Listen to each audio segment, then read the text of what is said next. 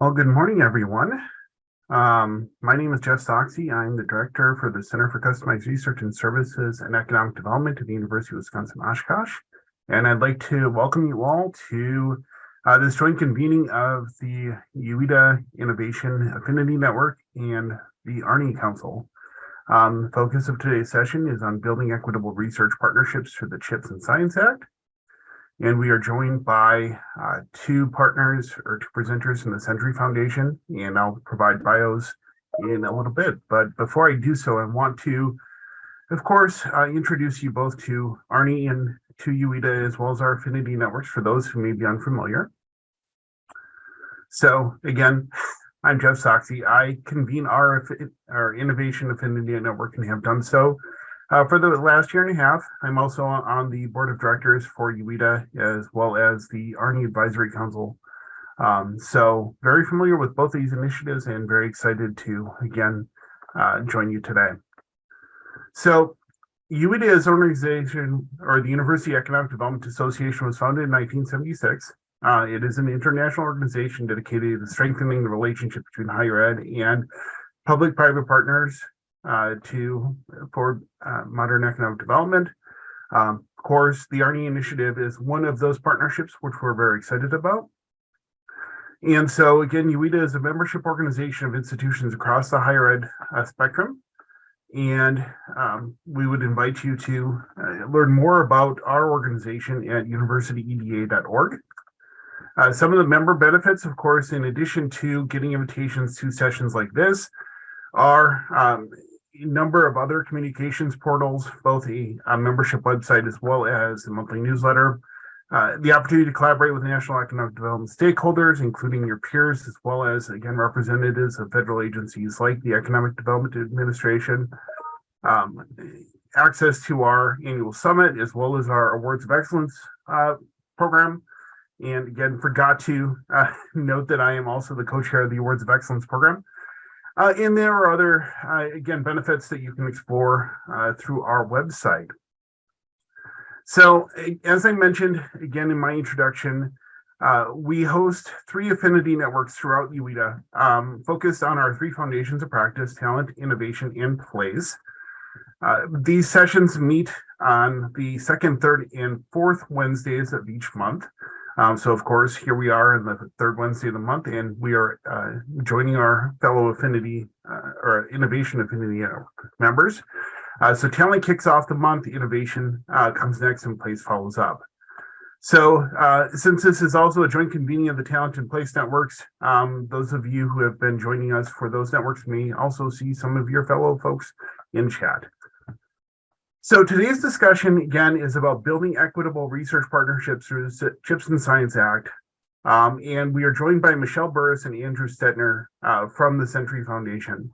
And one of the reasons, of course, that we know that the CHIPS and Science Act, which is focused again on building the next generation of our semiconductor economy, as well as, again, building a stronger and more diversified and equitable STEM workforce, is really core, again, to the themes of ARNI, which are focused on resilience and equity and the roles that higher education plays in building more resilient and equitable communities.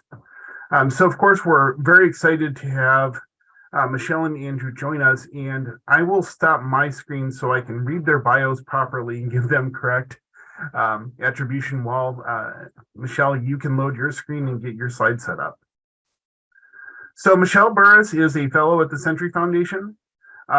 She focuses on racial and gender equity in workforce development, and she also helps lead the industry helps lead an industry and inclusion cohort. Prior to joining the Century Foundation, Michelle was a teacher at Truman High School in New York City, focusing on working with African immigrant students.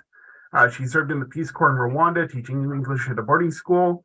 And she has also participated in internships at the White House and was a congressional fellow of Congressman Jim Cooper's office. She's a graduate of Spelman College with a BA in political science and holds an MA in politics and education from the Teachers College at Columbia. Andrew Stetner is the director of workforce policy and senior fellow at the Century Foundation. And his career as a nonprofit leader spans 20 years of experience modernizing workforce protections and social insurance programs at every level, including community organizing, research, policy, and program development. He was formerly at the National Employment Law Project, where he spearheaded a decade-long effort to realign the unemployment insurance safety net with the needs of the modern workforce that culminated in a multi-billion-dollar package of reforms enacted in the American Recovery Act of 2009. In 2010, he was elected to the National Academy of Social Insurance in recognition of his leadership in the field. He's also a recipient of the Jewish Funds for Justice Cornerstone Award for his outstanding contribution to social justice by leaders under the age of 40. And of course, after working at the NELP, he has designed and implemented multi-million-dollar benefits enrollment initiatives, first at SECO and then at Single Stop USA. He is a graduate of Columbia, where he earned his BA in psychology, and also holds a master's of public policy from Georgetown. So we are going to again be talking about the CHIPS and Science Act, which was passed on August 9th, 2022 on a bipartisan vote, and it represents the largest investment in American industrial policy in the last 50 years. And again, Michelle and Andrew will provide a lot more context into specifically the workforce and economic development provisions of the Act. And we're excited to welcome them to the stage. So Michelle and Andrew, the floor is yours. Thank you so much, Jeff, for that warm introduction. Good morning, everyone. It is an honor to be here with all of you. And today, my colleague and I will speak about the CHIPS and Science Act of 2022. As an introduction, again, my name is Michelle Barris, and I am a fellow at the Century Foundation. We are about a 103-year-old nonprofit policy think tank with offices in Washington, D.C. and New York. I particularly look at the intersections of racial equity and workforce development. And I will now pass it to my colleague, Andrew Stettner, who will introduce himself and take us through the first set of slides. Well, good morning, everyone, and thanks for this opportunity to talk about the CHIPS and Science Act and all the exciting ways we can drive towards inclusive innovation. You can go to the next slide. So I just wanted to pause here. In addition to the great bio, we've been working on manufacturing policy here at the Century Foundation, for the last 6 years. And our real focus and our strategy, when we think about the federal policy around revitalizing American manufacturing technology, it's really focused on issues like free trade, policy, currency, and sometimes provisions to require things to be made in America. But we really think what was missing in that was that where technology, innovation, manufacturing strength come really is in regional communities. Regional clusters of advanced manufacturing compete here in the United States with similar communities and nations across the world. And if we wanted to make America competitive with China, Europe, Japan, we really had to focus on building strong regional economies. And we identified, through our research, a set of regional drivers that can drive the revitalization of U.S. manufacturing, innovation, retaining and growing industries, investing in talent, and mobilizing capital. All those things happens in regions, not at the national level. And we really focused on having federal policy that will strengthen the role of regional economic development engines, like the folks who are assembled here today. So we can go to the next slide, Michelle. So, this work has, become, even more important. People on this call may be familiar with some research that Deloitte has done with the National Association of Manufacturing, showing that the manufacturing sector would need 2 billion workers by 2030. And this prediction has really come to bear. There was a record 1 million job openings in manufacturing earlier this year. And you can see that's a very unprecedented number. Historically, manufacturing jobs have not been open, very, very often because of how desirable they've been. But we have a real workforce challenge, especially with the aging of the workforce and the rebirth of manufacturing, after the Great Recession and the crisis. These jobs remain unfilled, despite the fact that manufacturing, while it may not pay as much as an advantage as it once did, the jobs still pay very well. Average of $74,000 in 2020, and comparing to the other large sectors in our economy, the pay is still as much better, but yet companies are really struggling to fill the jobs that are open. We go to the next slide, Michelle. So when we think about this challenge of recruiting the next manufacturing and STEM workforce, we have to realize that manufacturing does not reflect the workforce of tomorrow. It's still a sector that is, basically 70% men and nearly 70% white. And that disparity doesn't even reflect some of the occupational segregation that exists. Women in particular are greatly underrepresented among middle skill jobs, those jobs that don't require a full 4-year degree and that don't, and that pay a living wage and are shunted out of many of the, repair and product and technical jobs in the field. And then people of color have been concentrated in the lowest paid production occupations in manufacturing. Go to the next slide, Michelle. So the CHIPS and Science Act, really represents an opportunity to change this formula. And, throughout this act and the administration's strategy for implementing it, it is really kind of hearkening back to that strategy, we saw on several slides, giving regional leaders the tools to drive innovation in technology and manufacturing. And, it was no coincidence that then former Vice President Joe Biden stood with us in 2018 when we unveiled the strategy, and he's really taken it to heart in this administration. So there's basically 3 parts of the CHIPS and Science Act.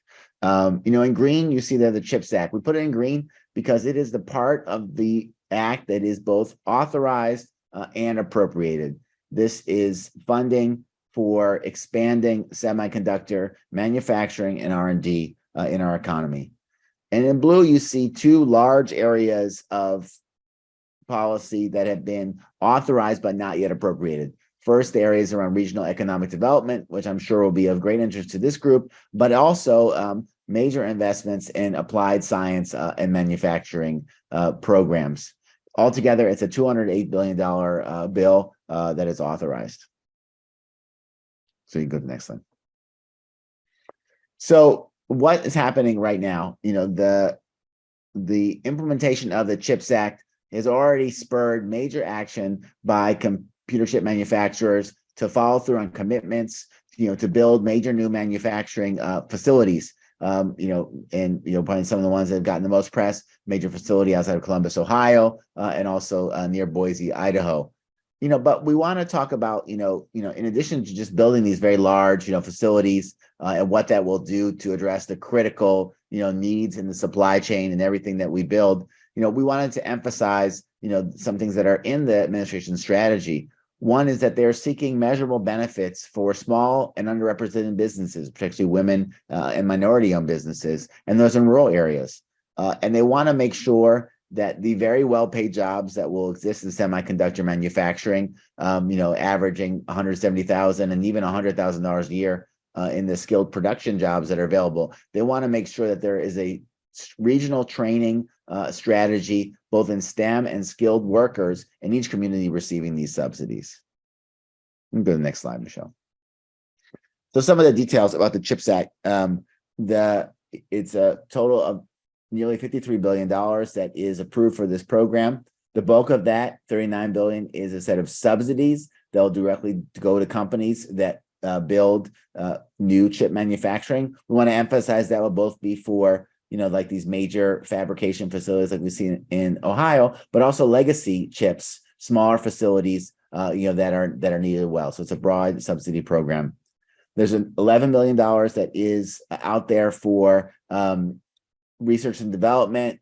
You might hear it discussed as industrial commons, to make our U.S. semiconductor manufacturing industry competitive globally. And there's a specific Chips for America Workforce and Education Fund that will be available for skilled training. Go next slide, Michelle. So some key next steps. if people have not visited chips.gov, there's a dedicated website and a CHIPS office that is being run out of the Department of Commerce and its National Institute for Standards and Technology, NIST. And they've issued an implementation strategy that gives you a real sense of what the administration's priorities are going to be as this funding is released. It's our understanding that the notice of funding opportunity for the subsidies will come out in early 2023. And while the semiconductor manufacturers will be the applicants for these subsidies, they're expected to bring significant local commitments to support not just the building of their facility, but the creation of regional ecosystems of innovation and talent, and that will help to spread the success of that manufacturing facility, broadly in the community, and are the crucial elements to making our semiconductor manufacturing competitive in the U.S. Later, after that, $11 billion will come for the R&D and workforce will come, from NIST and its Advanced Manufacturing Office. And we encourage you guys to read the strategy. Go to the next step. So we have been particularly working on the idea of place-based programs. And this CHIPS and Science Act, it is really the largest ever investment in place-based economic development. Many people have been talking about the need for bringing technological innovation outside of just the West and East Coast and more broadly through the country. Certainly very influential is Jonathan Gruber and Simon Johnson's book, Jumpstarting America, but many others. And really, I think Congress has really taken this message to heart. In particular, there's a $10 billion program called the Regional Technology Hub Program, which will give both strategic planning and implementation grants, and will prioritize, rural communities and those cities that have not benefited as much from technology startups. There's a $1 billion Recompetes pilot grant program that is more broadly focused on job development, and those will be piloted in the areas that are persistently economically distressed, that have lower incomes and lower rates of employment over time. These programs will fund consortium-based economic development. So economic development strategies, that include institutions like higher education, like regional government, like small business support, like community-based organizations, tribal institutions, historically Black colleges and universities, community colleges, consortium approaches that look strategically at where the needs are for the growth of a regional economy that focuses on their strengths and clusters and how to build them into stronger, globally competitive industries. The program will, Michelle will go into more detail about this, focus on underrepresented and disadvantaged communities and partnerships with minority serving institutions. And the use of funds, the main grants in this program will be no less than $20 million per community. And communities will have some discretion in how to use them and implement them in 4 big buckets of areas: workforce development, business and entrepreneurial support, infrastructure, and technology maturation. So, Michelle, I think I'm going to turn it over to you. Thanks so much, Andy. As Andy mentioned, we also have the Regional Tech Hub program, which allows consortiums to be built and promotes equitable economic development. This can include minority serving institutions having the opportunities to be a part of the modernization of manufacturing, domestic job creation, and the commercialization of research. So regional ecosystems can be built in order to promote equity in manufacturing as a part of the CHIPS and Science Act. There's also additional language in the CHIPS and Science Act that incorporates equity language, particularly for minority serving institutions and building entrepreneurial ecosystems. In particular, historically Black colleges and universities, also known as the HBCUs, are primed for producing the next generation of Black owners, business owners, and creating intergenerational wealth. Historically Black colleges and universities have historically been known as hubs of innovators, particularly in producing Black entrepreneurs. This is attributed to the mentorships, the entrepreneurial pipelines, and also the established business networks that HBCU alumni provide. If we want to overcome the lack of racial diversity among manufacturing entrepreneurs, we must create an environment for the active participation of HBCUs in scientific research and also technology-based economic development. A nonprofit named Third Way found that at least 93% of historically Black colleges and universities have an option for their students to major in business at the undergraduate level. For example, there is the Louisiana-based Southern University System, which is the only HBCU state system in the nation. They have a small business development center and technology and entrepreneurship clinic. This clinic is funded by the Minority Business Development Agency, and this allows particularly students of color to be able to globally compete, and there's funding for minority-owned firms in order for more Black-owned businesses to have public and private contracts. There is also employee ownership mentioned in the CHIPS and Science Act. This includes funding to allow workers to have a share of their business, either as part of a cooperative or through stock investments. Having employee ownership is very community-driven. It increases employee retention, and it also fosters a sense of belonging among employees. In regards to who can get the grants, the Department of Commerce explicitly prioritizes that rural communities, women, and minority-owned businesses will receive the grant funding. The Department of Energy also created the EPSCoR program, which stands for the Established Program to Stimulate Competitive Research. This initiative is a federal-state partnership designed to enhance the capabilities of designated states and territories to conduct sustainable and nationally competitive energy-related research.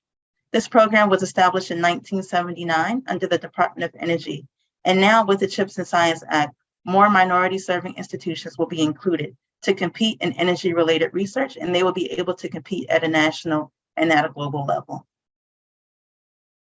In regards to the use and the amount of funds, funding will go towards the establishment of at least 20 regional technology hubs, as Andy and I mentioned. This will include consortiums for centering equity and economic development. So an example of a regional technology hub can be a professor who is supported by a federal research grant. They might invent a new industrial polymer. An HBCU project can help them access capital and equipment to help them incubate it into business development. Historically Black colleges and universities can partner closely with existing businesses through research and assist minority and women-owned businesses to flourish. I'll provide one example. Morgan State University is located near Baltimore City, Maryland, where the population is nearly 60% Black and nearly a quarter of residents are living in poverty. Morgan State University is currently competing to land a $120 million research center that is affiliated with the Department of Defense. If Morgan State University receives this grant as a historically Black college, they can further partner with industries and students seeking entrepreneurial opportunities in artificial intelligence.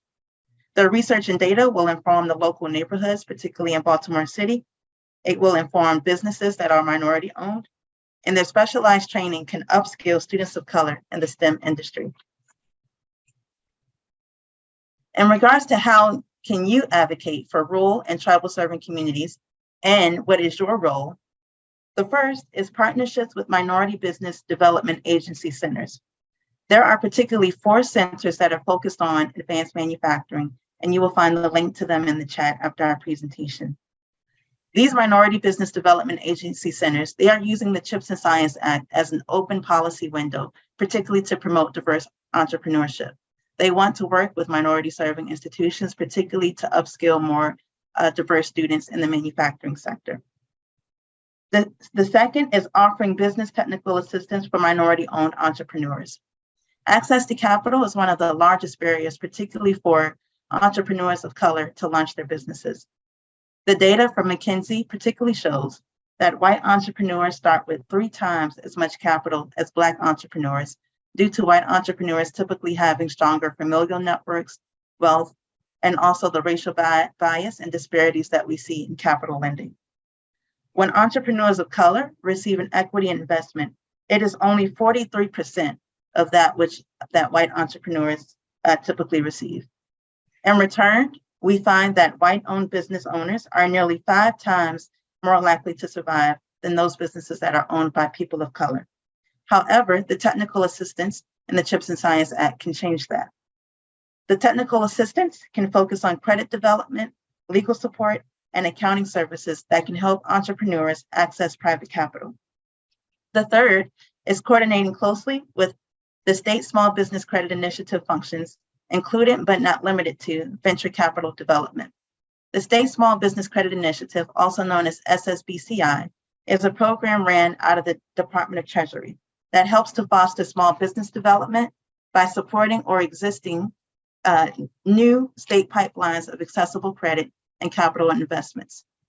In the SSBCI, there is $1.5 billion reserved for businesses owned by socially and economically disadvantaged individuals. Fortunately, this definition is very broad, defined by the Department of Treasury. This means that a wide range of businesses now will have an increased and heightened access to capital to help their businesses flourish. This includes women, tribal business owners, rural business owners, and those who are operating their business in a place where a community development finance institution exists. In regards to the inclusive support for historically Black colleges, applied science, and manufacturing, there's also inclusive support, particularly for minority serving institutions. This is very important because first, the data shows that today, the nation's 107 HBCUs only make up 3% of America's colleges and universities. However, they produce 25% of African-American graduates in the STEM fields. The CHIPS and Science Act incorporates new investments in the National Science Foundation for research and particularly the entrepreneurship pipeline. Historically, there is a historic need for historically Black colleges to receive the Tier 1 research classification known as the Carnegie classification. To this day, there are no HBCUs that currently have this classification. However, the enactment of the passing of the CHIPS and Science Act will help to rectify the funding inequities among minority serving institutions and put minority serving institutions on a pipeline to receive the Tier 1 research status. This is also very important, particularly from a study that was done in 2016, which found that Johns Hopkins University was the sole recipient of $1.6 billion in federal, local, and state grants and contracts. However, all of the 107 HBCUs combined in total had only received $1.2 billion in the same amount of funding. Recently, Forbes magazine published an article which found that HBCUs had been deprived of $12.8 billion over the past 3 decades. This has had negative implications, particularly for competing for research grants, state-of-the-art facilities, and also the infrastructure of science facilities at minority-serving institutions. The CHIPS and Science Act particularly includes $1.2 billion for the Research Capacity Building Program for historically Black colleges and minority-serving institutions to increase their research and development capacity, and also for new policies for HBCU involvement in federal research. The National Science Foundation is taking this very seriously and intentionally. They have hired a new Chief Diversity, Equity, and Inclusion Officer at the National Science Foundation to ensure that more minority-serving institutions will be included, and that a mandate to hire a DEI officer is also in the CHIPS and Science Act.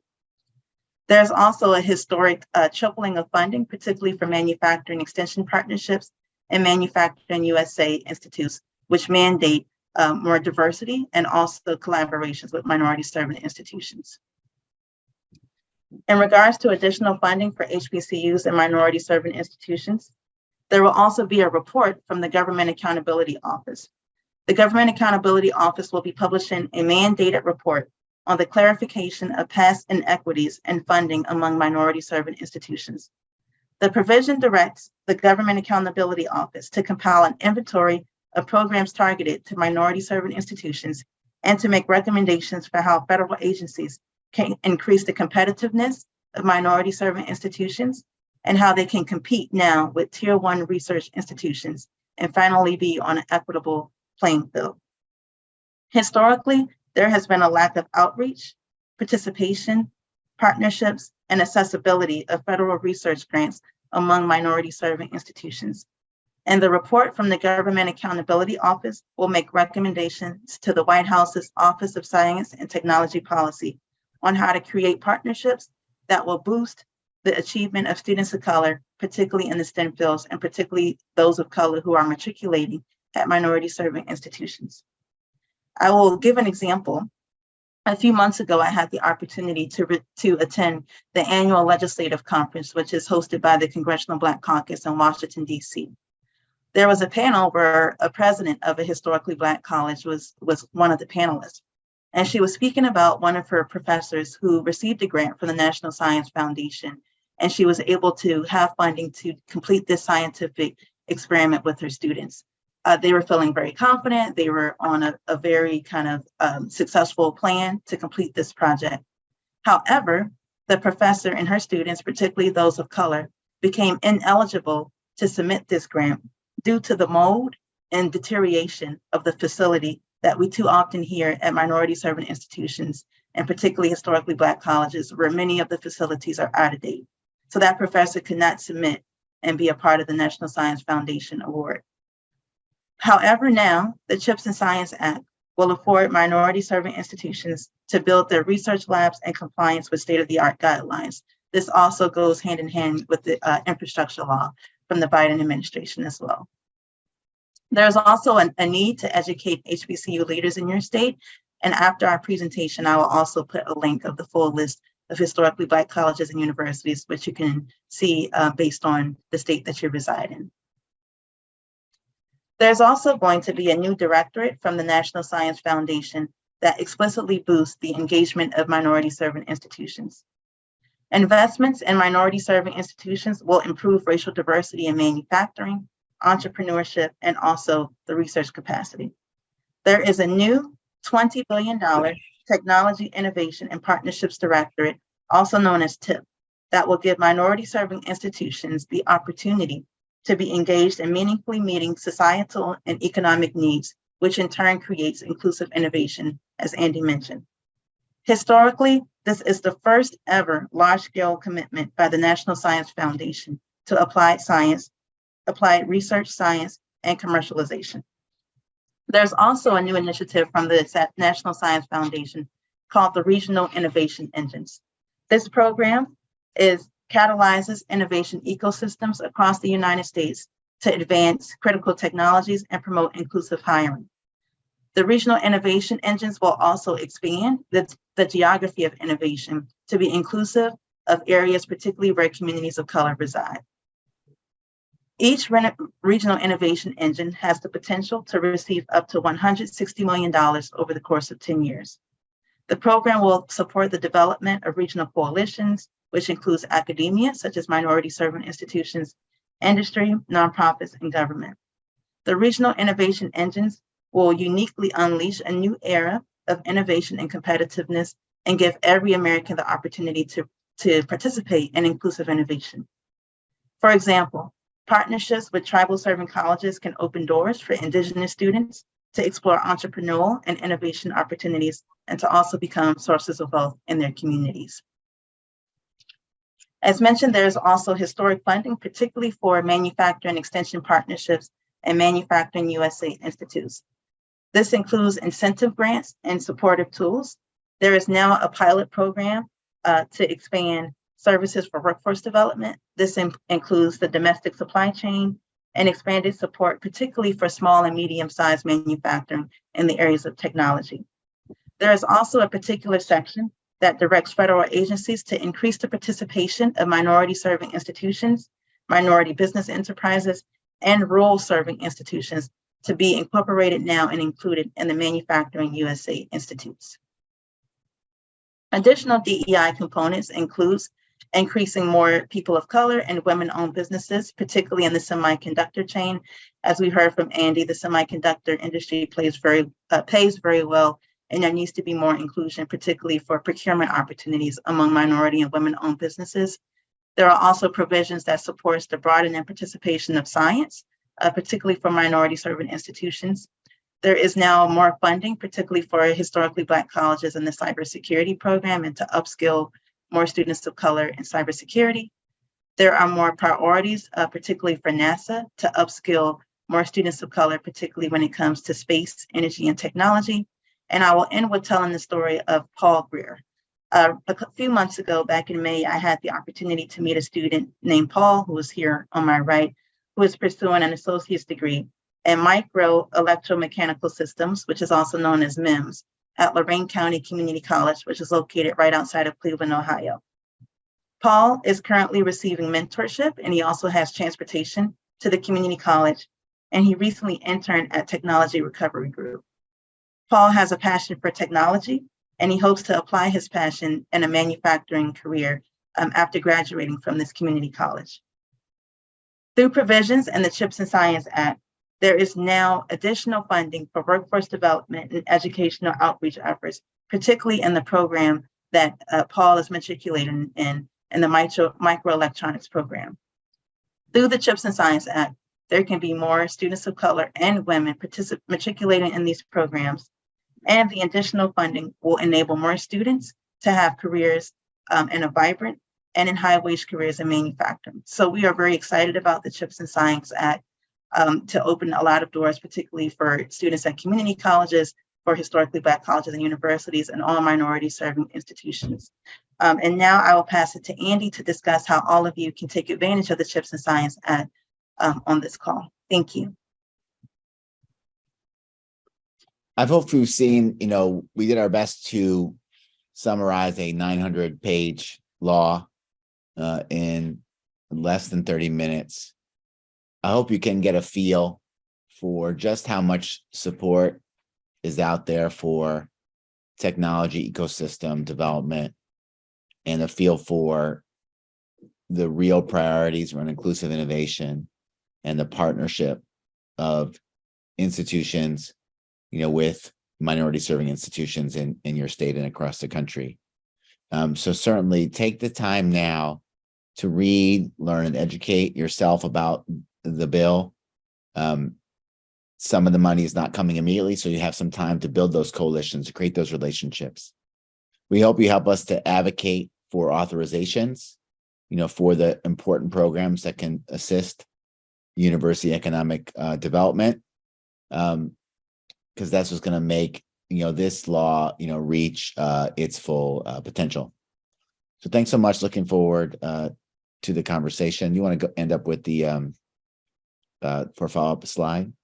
So we have 2 slides, and maybe Michelle, you'll put some of these links in the chat. There is a section by section summary of the bill, a good, more in-depth study by the Information Technology Innovation Foundation. And on December 2nd, we'll have a new report, Michelle and I and a couple other colleagues, that goes a little more in depth in the CHIPS and Science Act. So we'll make sure to send it to the organizer of the webinar so they can distribute it. And I will actually be transitioning from the Century Foundation to a position in federal government next week. So Michelle will be your point of contact going forward for the CHIPS and Science Act. Thanks so much, everyone, for your active listening and participation. We know, as Andy said, we fed you a lot, so we're happy to always talk more one-on-one around this content. Well, thank you again, Michelle and Andy. And Andy, congratulations on going back into the public service. As someone who spent 20 years in workforce development policy at the state level, I definitely appreciate the challenge. But, again, federal service is full of opportunities. So at this point, we'd like to open the conversation up to Q&A. Of course, you can throw questions out. And I see that we're already having it ask for sharing the slides, and we'll make sure that happens. But I think, again, in opening the conversation, one of the things that I know that we've reflected on in my previous work, or my colleagues and I reflected on previously, in Wisconsin, as we were, building industry associations and really getting industries to understand the advantages of introducing new technologies and automation, was this mismatch of timing between, a company introducing a new technology or a new process and higher ed, whether primarily our community and technical college system, catching up in terms of training on those processes, simply because of the fact that, again, they first needed to find instructors that could actually train students in processes while, behind when those technologies were introduced. So, one of the things I'm always interested in is kind of that technology education curve. And the question then, that I would have is, Obviously there isn't anything specifically within the act that calls for the development of a new generation of technology educators, but just wondering if there's any conversations that you may have been aware of about, again, how to build more relevance into our education systems about these new technologies so that we're actually preparing a well-equipped and advanced workforce. No, I think that's a great point. I think we have been, there are, organizations like SOCA that are developing new industry recognized credentials. I think the Manufacturing USA Institutes have done their part in helping to develop new training modules, curriculum that can be deployed, in institutions across the country. And I think so. I think there will be some focus, on that work. I would expect it to certainly be part of what the already appropriated CHIPS Act funding will go towards, that development of curriculum and credentials and deployment. The story that Michelle mentioned, the Lorain County college story, and their MEMS program uses a set of micro credentials in microelectronics manufacturing that could be replicated. A real focus, I would say, on strategies that will give entering students a chance to go to work as quickly as possible. So short-term credentials that can then be stacked into larger associate's degrees and even bachelor's degrees engineering. So that pathway, I think, is a real focus. Definitely finding instructors is a critical problem to the colleges that we are working with. Finding instructors that are technologically relevant and culturally relevant. We support apprenticeships and other training for technology educators, both for people coming out of industry, but also people that are in education, having the opportunity to learn more about manufacturing and technology. Yeah, Michelle, do you have anything that you wanted to add there, or? Just that we've also seen this exciting really at the state level. So I had the opportunity to travel out to Colorado in July, and they had a full 4-day conference just on CTE and education. And we really wanted to look at where does DEI fit into this? Where does really bringing in students of color, students who come from adverse childhood experiences, because this really does matter really at the K-12 level. We stand by that. It's really hard to get students engaged once they get to the community. It's possible, but it's a tougher mountain to climb. So the earlier we can get students involved, the earlier we can have curriculum involved, which is really going to be, as Andy mentioned, at the local and at the state level. We've been really excited about that too. So also seeing kind of that state advocacy for CTE and education, and then adding on kind of the equity aspects of that too, is what we're excited about as well. Yeah, and I know that, again, early exposure is going to be critical just in building industry awareness of the opportunities. And that's, I know, one of the things that we've worked on a lot in Wisconsin is just really even developing guides for companies on how to get plant tours, because it's something that we haven't done for the last 20 years because of OSHA compliance. And the question, again, of how do you get more young and diverse students into those manufacturing spaces to actually see what manufacturing looks like today. So we've had a couple of questions come in. I think they're related, so I'll ask you both kind of a melding of the two. So the first question asks about small independent colleges that are in more rural circumstances. I know, again, if I think about tribal colleges, for example, they tend to be in more rural settings. And similarly, a lot of our smaller liberal arts colleges are also in smaller communities. In really, again, more broadly, universities and economic development organizations, both in those settings as well as in others, that may not necessarily have the capacity to either build awareness for these opportunities or build the partnerships around these opportunities. What kind of conversations have you had about, again, engaging some of these smaller institutions, really understanding their needs, and then building coalitions of those smaller organizations to provide that capacity to actually be competitive in the federal landscape? Well, I mean, I can start, Michelle. That's a huge goal of these programs in this law. And I think members of Congress are super aware of this. It's a couple of really important parts of this law that people should be aware of. One, a number of the programs, including this very large regional technology hub program, have very specific requirements that, for example, 1/3 of the grants will have to go to EBSCOR jurisdictions.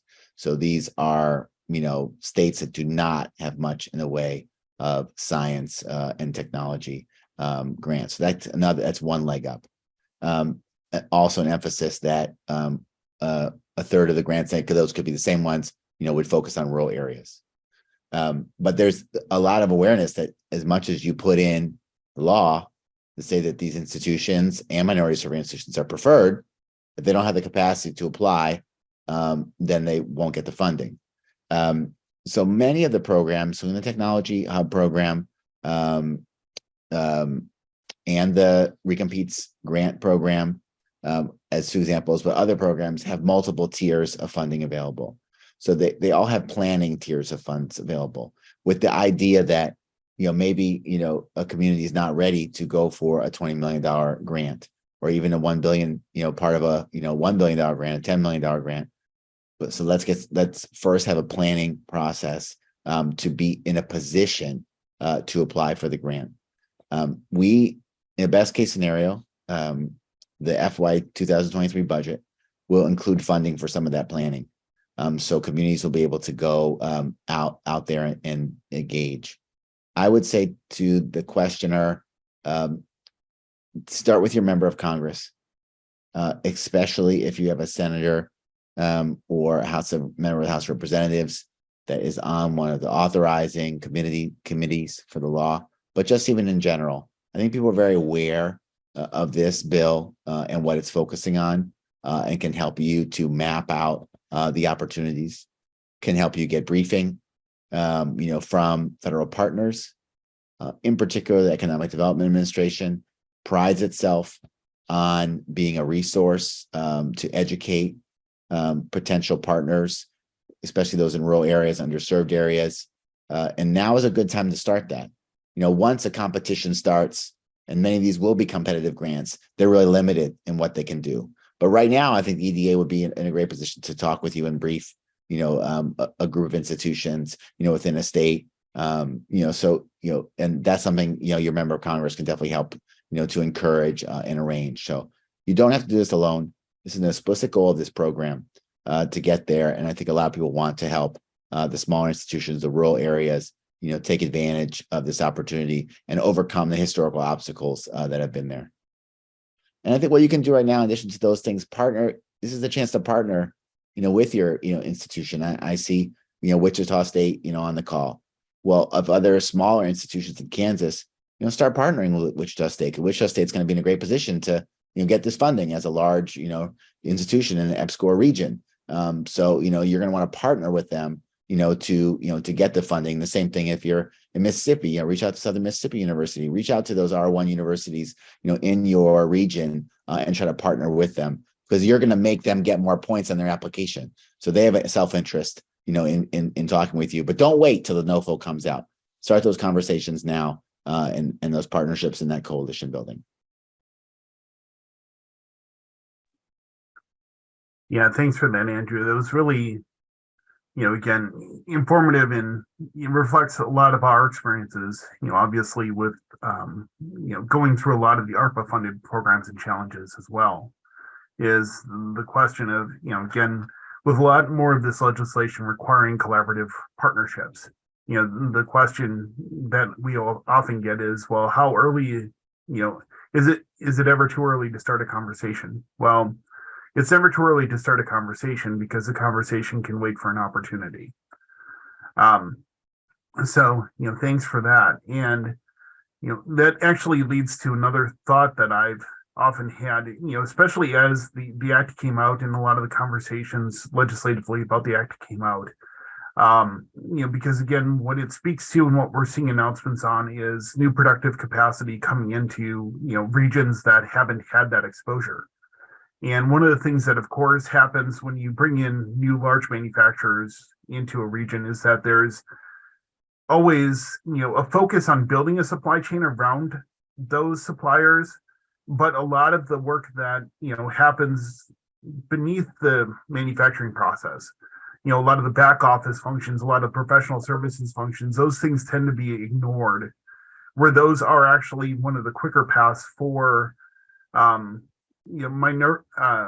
minority recognized businesses and other, types of entrepreneurs to get into business relations with those large employers.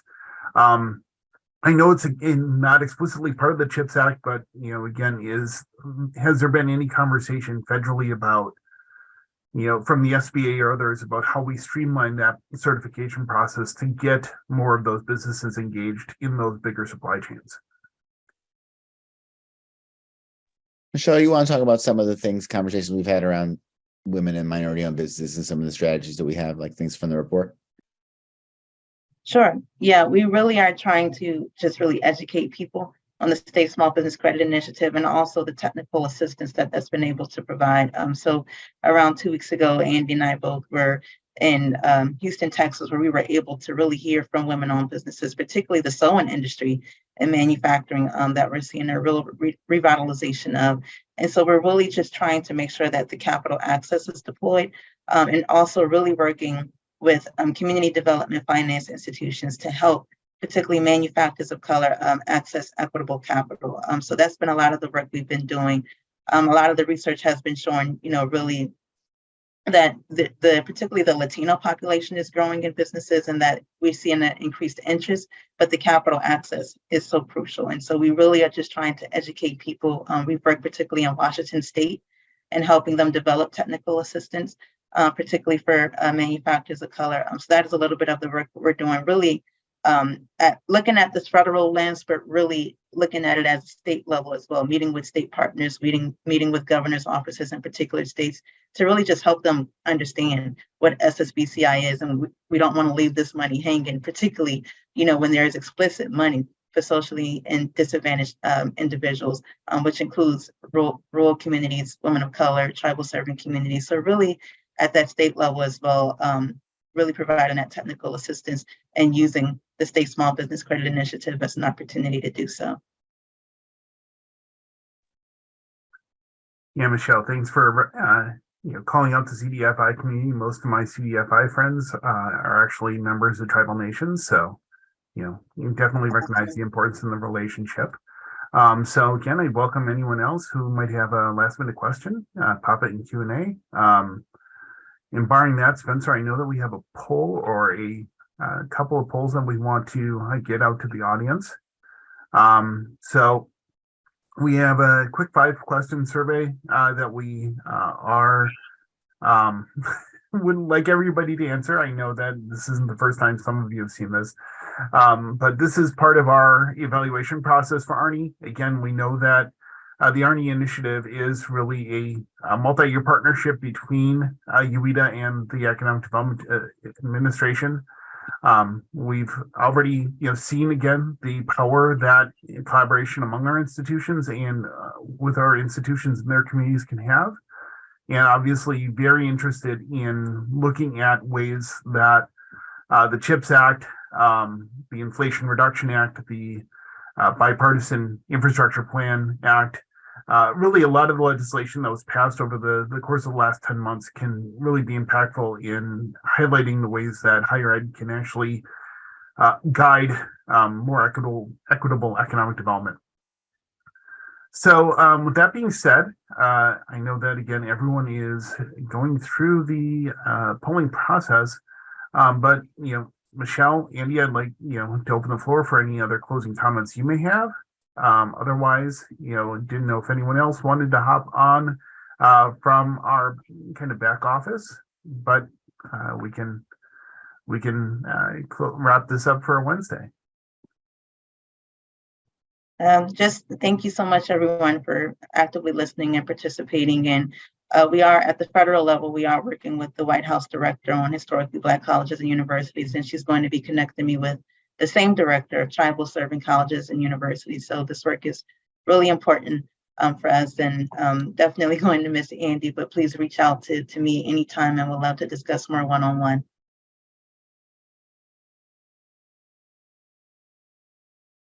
Thanks so much, everyone, for the opportunity. Yeah, thanks so much, Michelle, Andrew. Best of luck. And, we're glad to have partners like the Century Foundation advocating for more of our members at a federal level. So that being said, again, I'd like to thank everybody for joining us today. Just a reminder again that our 3 affinity networks based in talent, innovation, and place meet on the 2nd, 3rd, and 4th Wednesdays of every month. I know that we will be announcing our December topics in a few weeks. One of the topics that I am organizing around for our innovation meeting is actually a conversation with a number of both Build Back Better Regional Grant Challenge finalists as well as awardees to get their reflections on the process and the competition, as well as to talk a little bit about more about their future plans. And we'll plan to, again, collaborate more intentionally with Arnie in the future to bring more of this type of content to you so that, again, you're aware of those opportunities that exist and can advance your practice. So that being said, again, I'd like to thank everyone for joining us this morning and hope you have a great rest of your day. And if your plans include holiday travel next week, travel safely, and we'll see you back here in December.